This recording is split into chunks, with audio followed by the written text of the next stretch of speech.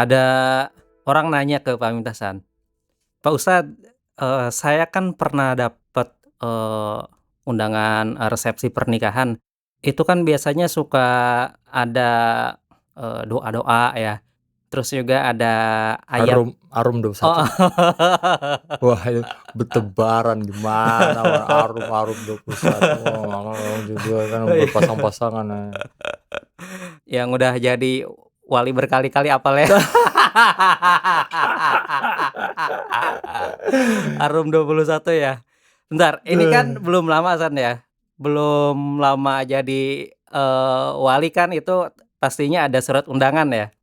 Itu, Iya, di situ dicantumin, surat Ar-Rum ayat 21-nya nggak? iya kayaknya sih. Itu terjemahnya kan ya? Iya, biasanya terjemahannya kayak nggak ada Arabnya. Nah, ini yang jadi permasalahan yang ditanyain sama, salah seorang yang nanya ke Pamita itu.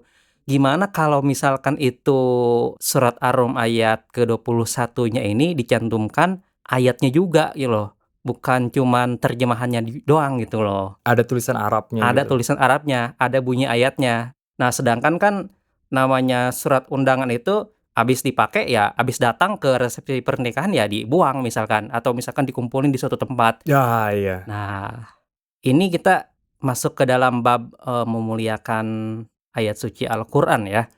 Gimana sih kalau misalkan kita menemui ayat Al-Qur'an yang notabene kayak tadi gitu loh, berceceran di mana-mana.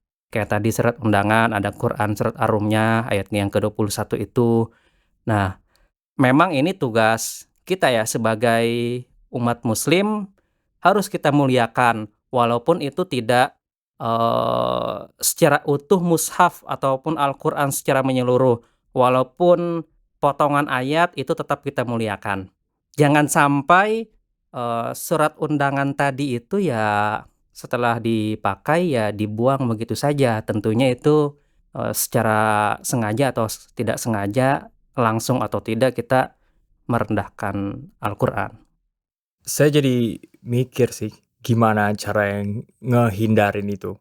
Nah gini San, kalau kita, menemukan kasusnya kayak tadi ya gitu, potongan ayat ataupun potongan surat ataupun juga, mushaf Al-Qur'an yang sudah apa namanya, lusuh ya, cover depannya itu sudah lepas, akhirnya kertasnya itu berhamburan ke mana-mana. Nah, solusi yang pertama itu kita mencoba untuk mengumpulkannya, ya.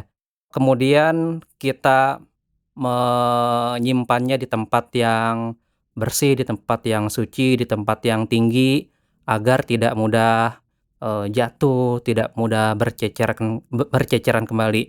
Nah, namun kalau hal itu memang sudah tidak memungkinkan, ini ada solusi yang kedua, San. Bentar, tidak memungkinkan tuh apa nih kriterianya? Maksudnya tidak memungkinkan di sini ya, ya nggak bisa dikumpulin lagi gitu loh. Misal, kayak tadi tuh Quran surat Ar-Rum ayat ke-21, karena si apa tadi, buku apa, kartu undangan ya. Iya. Si kartu undangan itu misalkan sudah terkoyak-koyak ya, akhirnya itu ayatnya itu misalkan terbagi menjadi 3 dan nggak bisa disambung lagi.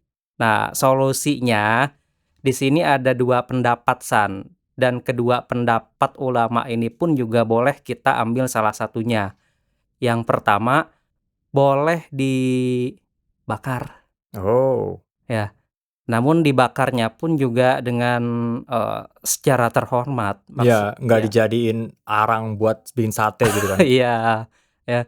Ketika membakar ayat Al-Qur'an yang sudah lusuh tadi itu, ya gimana caranya tidak terlihat, merendahkan Al-Qur'an gitu, paham nggak maksudnya?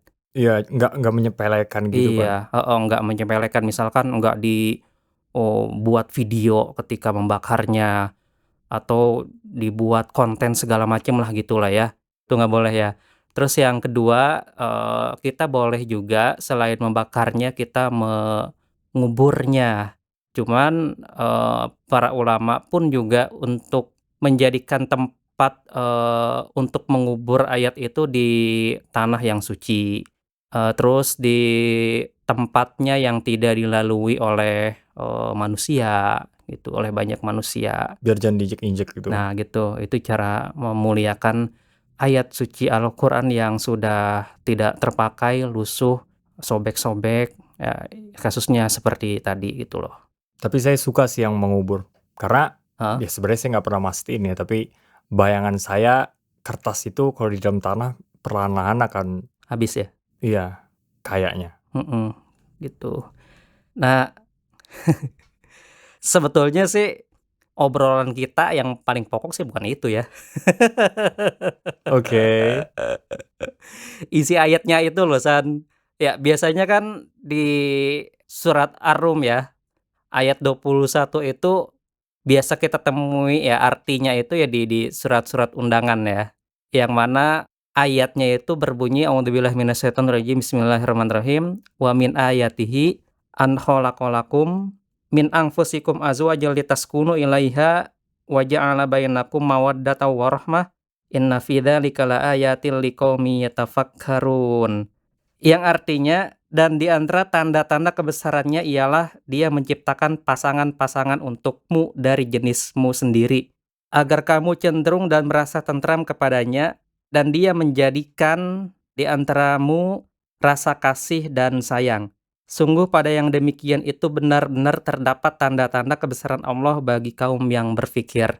Nah, jadi di ayat itu, Allah Subhanahu wa taala menunjukkan kepada kita mengenai karunia Allah Subhanahu wa taala kepada hambanya, yaitu sesungguhnya Allah Subhanahu wa taala memberikan manusia ini, ya pasangan gitu.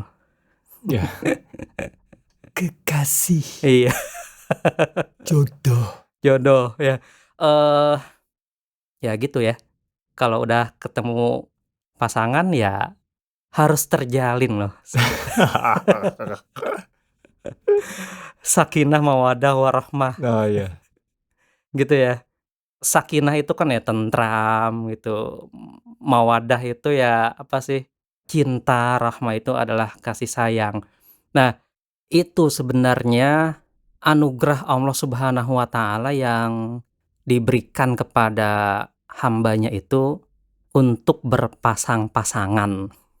Tapi itu emang salah satu ayat favorit saya sih. Karena bagi saya ya, Heeh kalau misalnya ada hubungan vertikal dengan Allah dan ada hubungan horizontal dengan manusia, heeh. pusatnya hubungan manusia itu di ayat itu. Oh, Walaupun sebenarnya dia spesifik ngomongin jodoh, mhm tapi kiasnya saya, mhm. berpasang-pasangan itu maksudnya manusia ini saling membutuhkan gitu Iya, loh. gitu. Saling saling menenangkan, saling membantu satu sama lain tuh di situ. Iya iya iya iya. Nah, oleh karena itu, Nabi Muhammad SAW bersabda fi ma makna yang maknanya, "Wahai pemuda, ya ma'syaras sabab, man istata'a minkumul ba'ah, barang siapa di antara kalian yang sudah mampu, falyatazawwaj, maka menikahlah. Karena sungguh, menikah itu lebih menundukkan pandangan dan lebih menjaga kemaluan. Barang siapa yang tidak mampu, maka berpuasalah. Karena sesungguhnya, puasa itu dapat menahan syahwat menikah." Oh, oke, ini spesifik ngomongin syahwat. Iya, Ya ya kalau nggak bisa nahan untuk menikah ya puasa aja iya, iya. Karena sebenarnya kan definisi puasa yang lebih murninya itu bukan nahan makan minumnya kan, Mhm tapi menjauhi keburukannya itu mhm kan. Makanya kenapa, wow, bulan Ramadan tidur bisa jadi ibadah, karena itu mhm mhm. untuk menghindari kan. Ya itu, tapi gini San, ini kan, pengalaman Pak Miftah ya gitu ya yang udah nikah gitu loh ya, Oh, oke. makanya lu cepet nyusul gitu. Gini San, ini pengalaman Pak Miftah ya kadang emang, pas awal-awal nikah itu ya kita menggebu-gebu lah ya gitu Oh, ya. Nulis lah planning ini, planning itu 1 tahun, 2 tahun ke depan, nanti kalau punya anak gimana, ya pokoknya awal-awal itu masih manis banget deh. aduh. Ya, Saya jadi keinget karena saya sudah berpengalaman, sudah menjadi senior wali nikah. Biasanya kan saya jadinya kan, Udah berapa kali jadi wali? eee saya udah 4 ya? kayak kayaknya mulai dari kakak saya ketiga, Heeh. keempat, kelima, 3 kali berarti. Oh 3 kali ya? Saya nggak inget yang kedua kali itu kayaknya apa saya juga ya? Nggak tahu deh. Eee, Pokoknya 3 Mhm. atau 4 kali. Jadi karena saya menggantikan ayah saya, Iya. pas si pengantin itu cewek atau dua-duanya sih? Dua-duanya mempelai Oh mempelai iya, ya mempelai. mempelai. Ketika mempelai masuk ruangan, saya di depan dong. Kan Oh. ceritanya ini kan menggantikan ayah Iya kan, iya iya menggantikan iya. orang tua. Heeh heeh heeh heeh.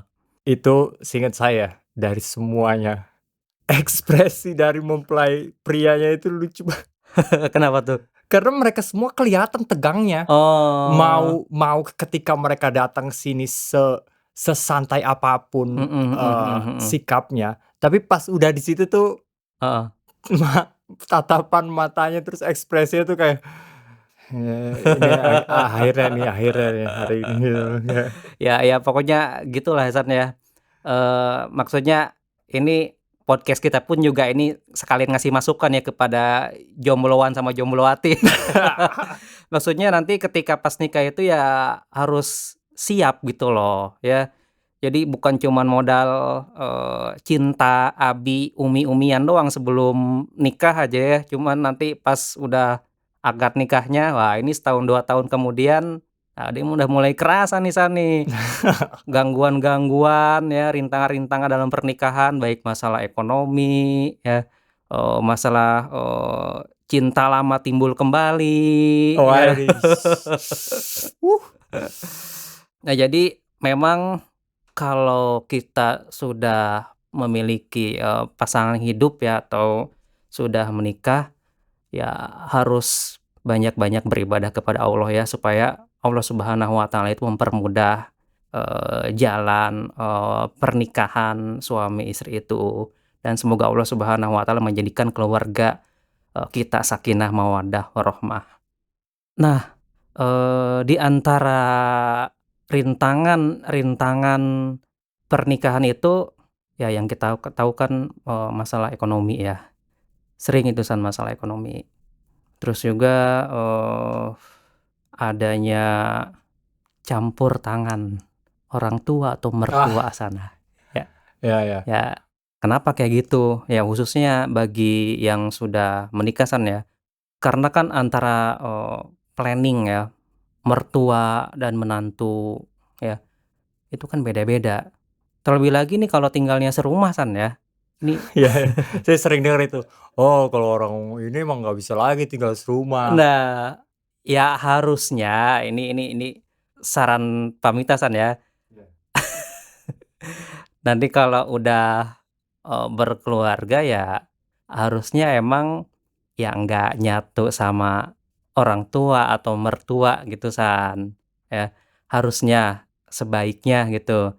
Tadi, karena kan, setiap anak itu punya rencana, punya planning masing-masing, gitu. Terus selanjutnya juga orang tua memang harusnya juga, memisahkan anaknya itu ya dengan tujuan untuk memberikan, pengajaran dan pelajaran supaya anaknya itu mandiri, gitu. Ya namun beda halnya kalau misalkan orang tuanya atau mertuanya ini sudah lanjut usia lah ya, dan dia membutuhkan menantunya ataupun membutuhkan anaknya supaya dia diurus ya misalkan ya, itu udah beda halnya, gitu. Tapi menurut saya kalau masalah mertua menantu serumah masih lebih mending sih. Heeh, Menurut saya yang lebih repot itu kalau misalnya orang yang menikah ini punya saudara, mhm, maksudnya kakak atau adik gitu kan. Karena yang lebih repot dari kakak adik ini umurnya itu lebih deket kalau menurut saya. heeh. Jadi idealismenya itu bakal lebih sering tabrakan gitu loh. Lagian juga gini San ya, Pamita pernah dengar nih kata, sebagian ulama, perkataannya nggak jauh kayak gini ya, katanya, "Hati-hati dengan iparmu." Ya kenapa? Ya karena, ya dia bukan siapa-siapa kamu gitu loh.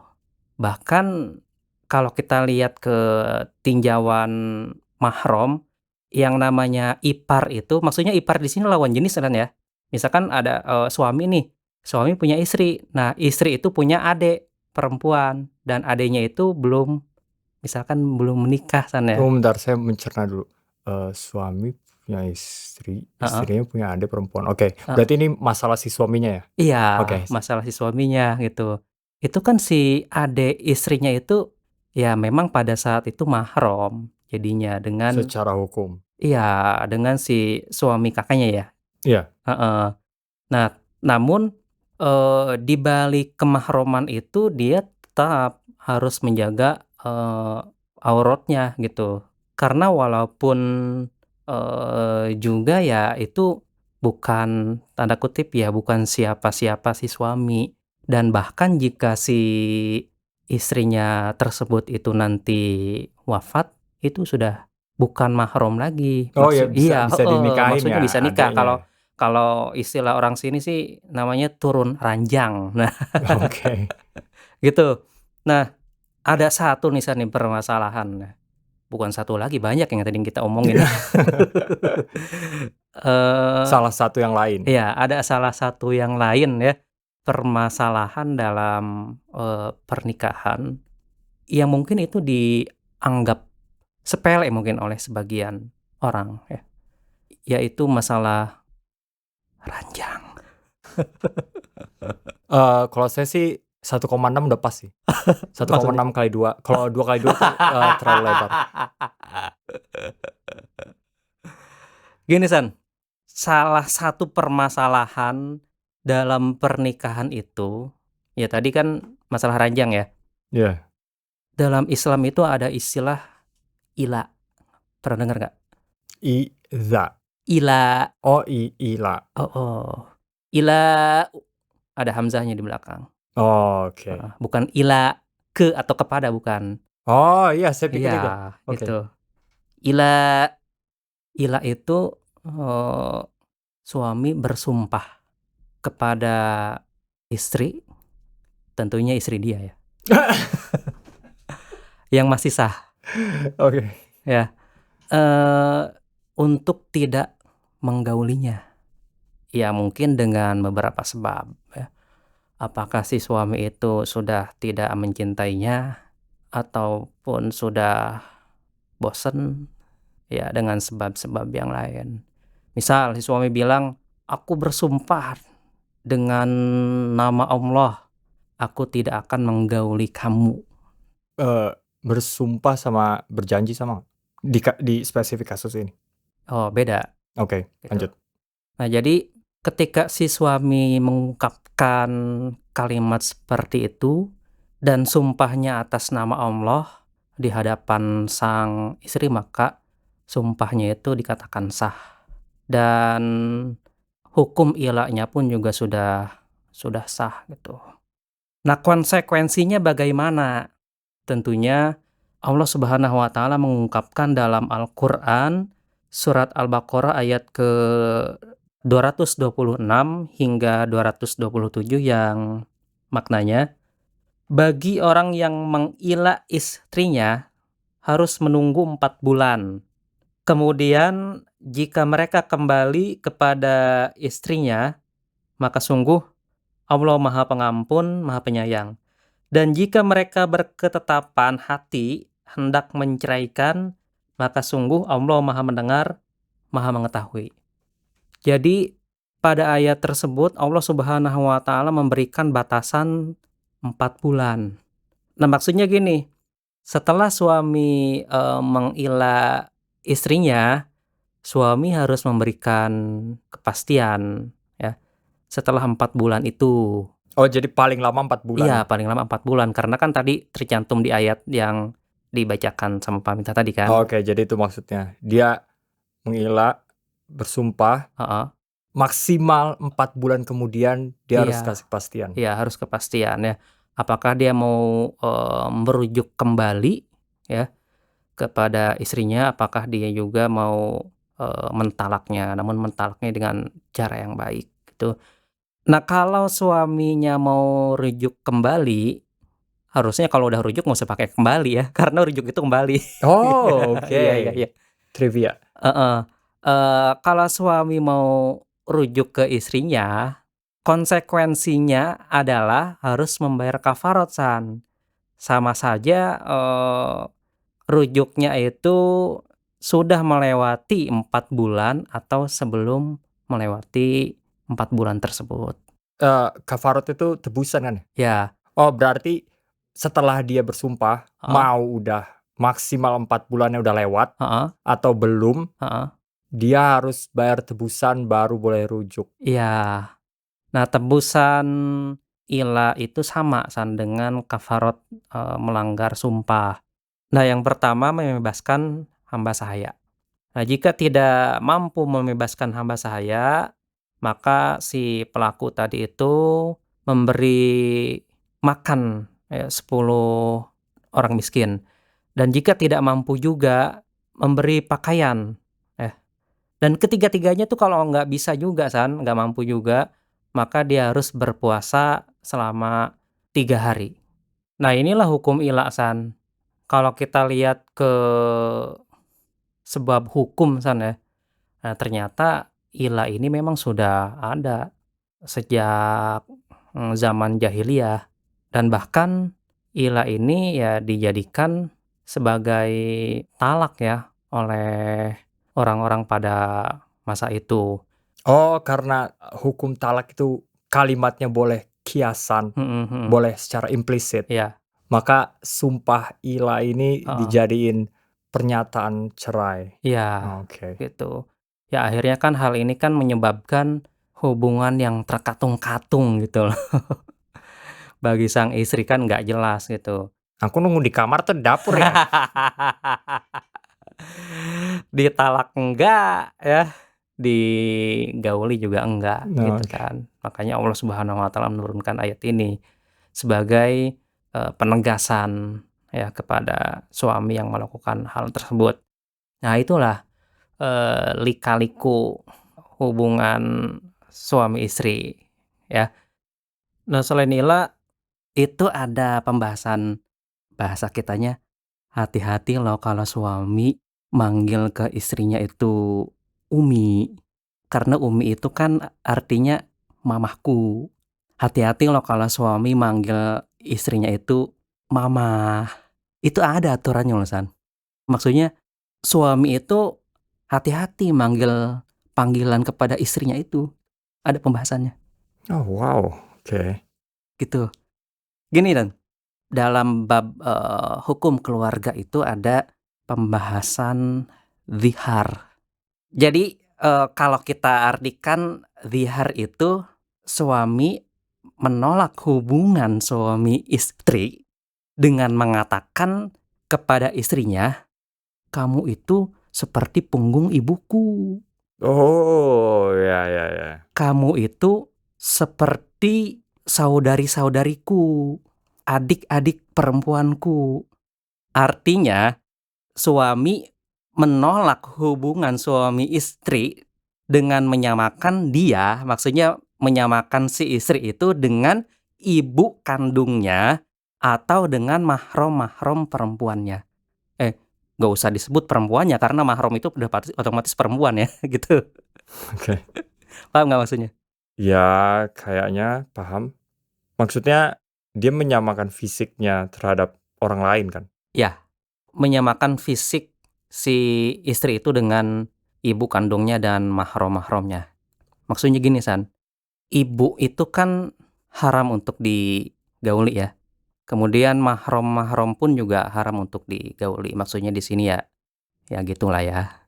Haram lah Iya. tuh ibu dan mahram-mahramnya. Nah, karena si suami itu dia nggak mau berhubungan, fisik dengan sang istri, oleh karenanya dia menyamakanlah antara istrinya dengan ibu atau dengan mahramnya. Itu namanya dzihar. Oke, kalau saya rangkum, Mhm. jadi si suami ini nggak mau berhubungan. Alhasil dia memperlakukan istrinya seakan-akan mahram. Iya, Oke. jelas kan? Sepele loh. Cuman ngomong, eee, "Kamu seperti ibuku," dengan niat menzihar, dengan niat menyamakan istrinya dengan ibunya karena dia nggak mau berhubungan dengan istrinya, itu udah termasuk zihar. Nah, eee, sebab suami melihar istrinya ya banyak, di antaranya mungkin suami udah nggak cinta dengan istrinya, atau misal istrinya ngeselin, ya nggak mau melayani suaminya, suami capek habis pulang kerja gitu, ya, nggak disiapin lah gitu, masakan ataupun ya jamuannya lah ya, untuk suami, atau memang suami ya udah nggak nafsu.